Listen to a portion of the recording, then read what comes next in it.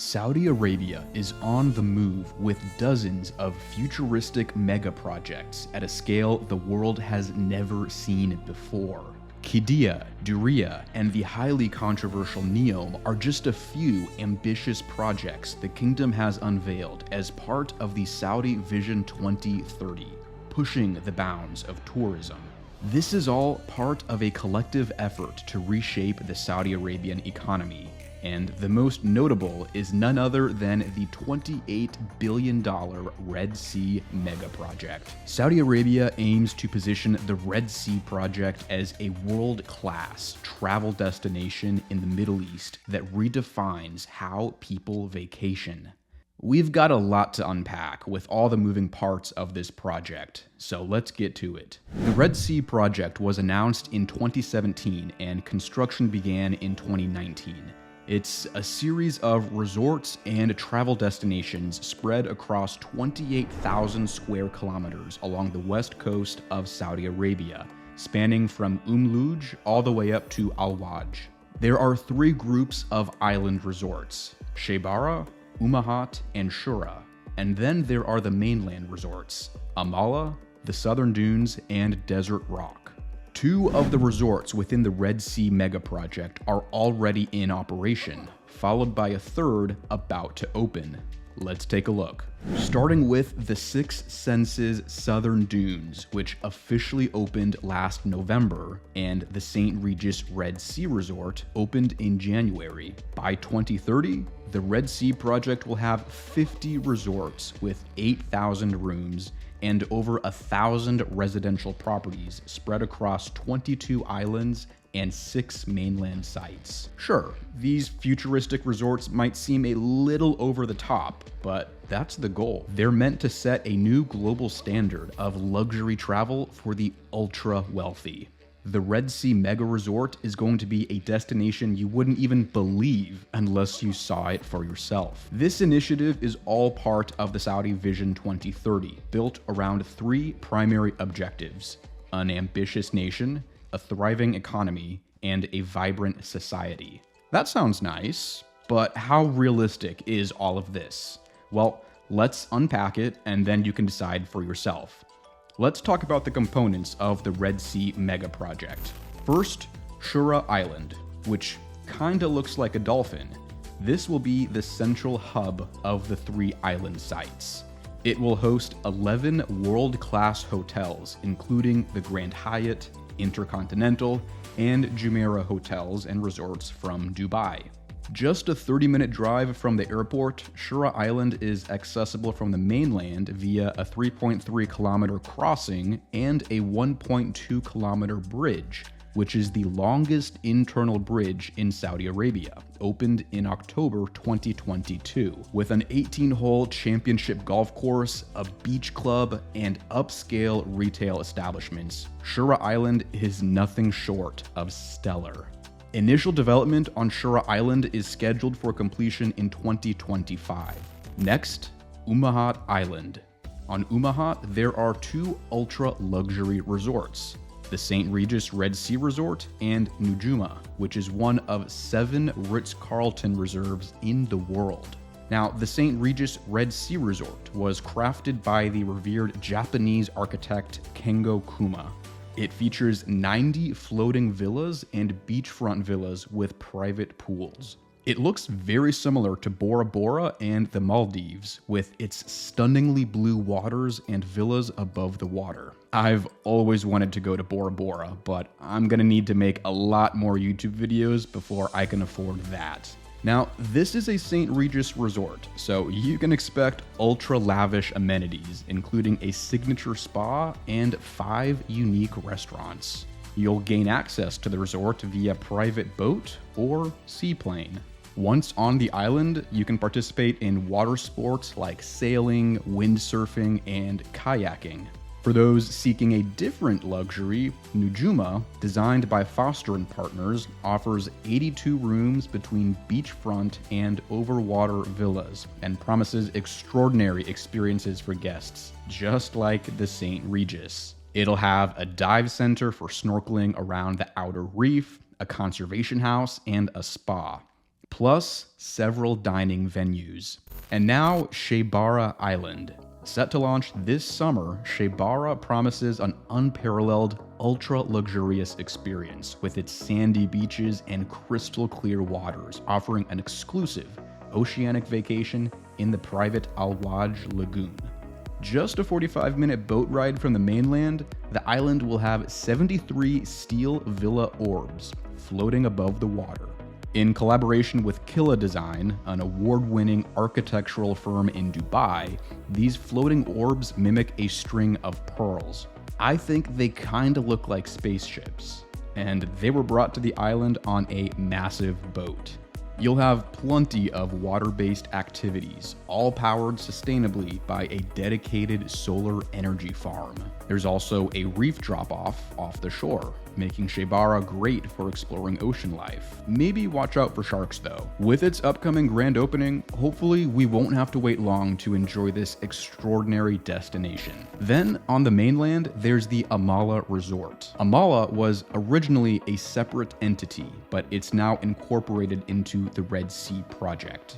It's on the coast of Saudi Arabia, north of the islands. The initial phase, scheduled for completion by 2025, will include more than 2,000 hotel rooms across 12 resorts. By 2027, Amaala will expand to a total of 3,000 hotel rooms across 25 hotels, plus almost 1,000 residential villas, premium retail and dining venues, a yacht club, and recreational facilities. And by 2030, there will be a total of 29 hotels with almost 4,000 rooms and 1,200 residences for purchase. Designed with a common theme of luxurious wellness, Amaala's Triple Bay is home to renowned establishments like Clinique La Prairie Health Resort, Jayasam Wellness Resort, and Equinox Resort Amaala, along with the recent announcement in March 2024 that Four Seasons is joining. Then there's Desert Rock.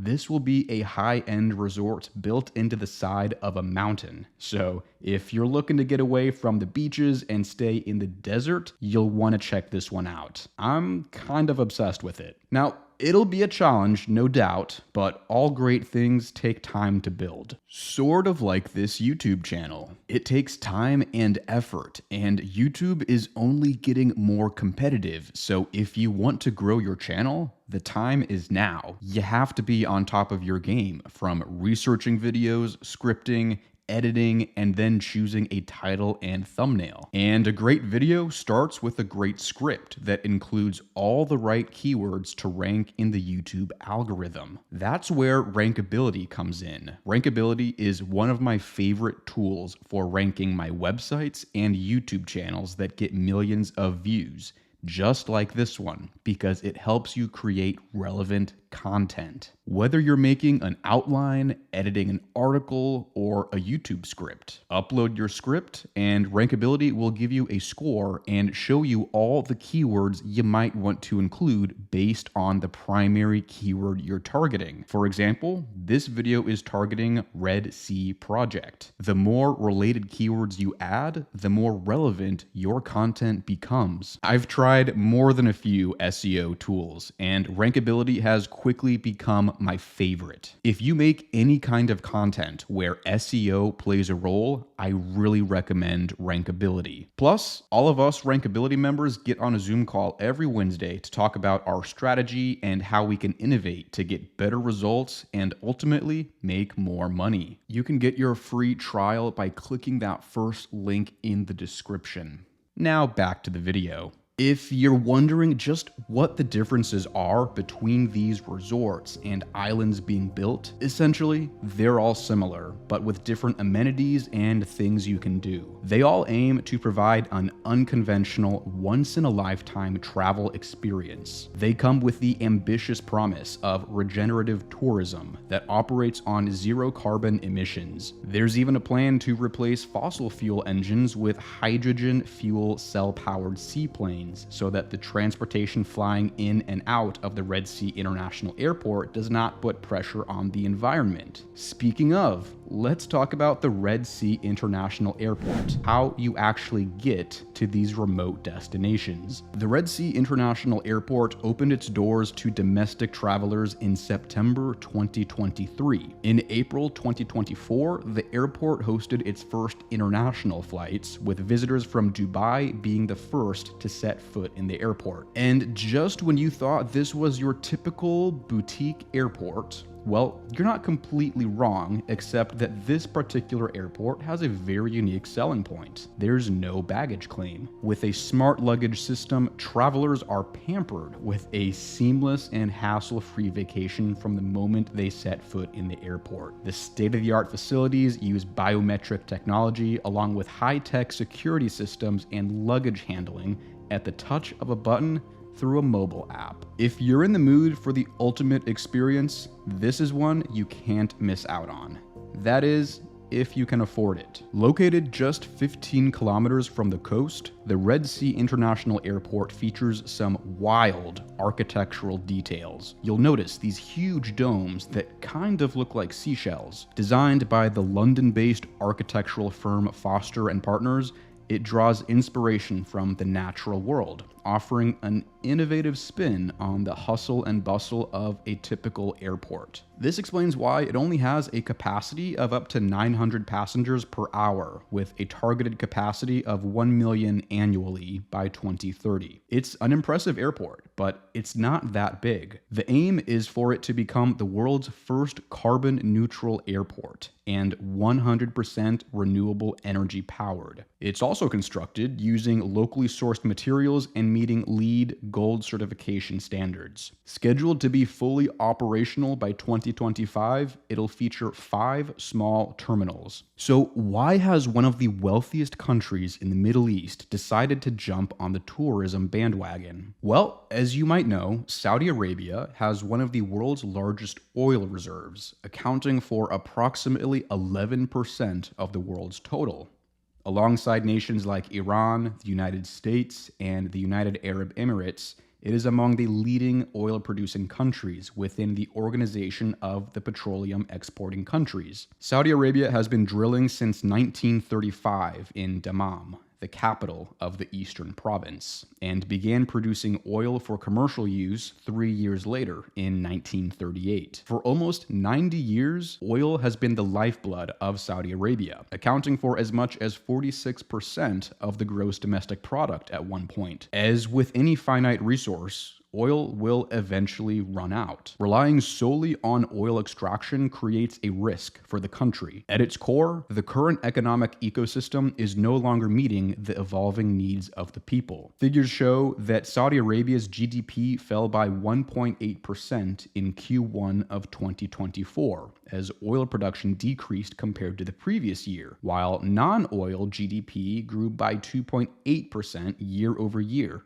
and government activities increased by 2%. And so came the Red Sea Project. In July 2017, Crown Prince Mohammed bin Salman Al Saud saw an opportunity to capitalize on Saudi Arabia's location, particularly the Red Sea, which harbors one of the world's last remaining hidden treasures, the 4th largest barrier reef. He tapped into an unexplored tourism market through regenerative tourism to diversify the nation's business model. The goal of the Red Sea Project is to position the kingdom as a leading tourism destination for the extremely rich through a one-of-a-kind mega development. Let's talk about what regenerative tourism means. Regenerative tourism extends far beyond just sustainability. Its core principle involves rebuilding the ecological systems impacted by tourism, aiming to alleviate environmental pressure. Basically, it's meant to undo some of the damage done by tourism. So right now, Saudi Arabia is in the midst of a shift away from a post-oil era and rebranding itself as a major tourism hub. With tropical weather year-round along the Red Sea, this project provides a lucrative market to bring tourism dollars into the country. The Red Sea Megaproject is expected to create 70,000 jobs and attract an annual influx of 1 million visitors. If you include the Amaala development, another 50,000 jobs are projected, along with another 500,000 annual visitors. All of this seems pretty ambitious.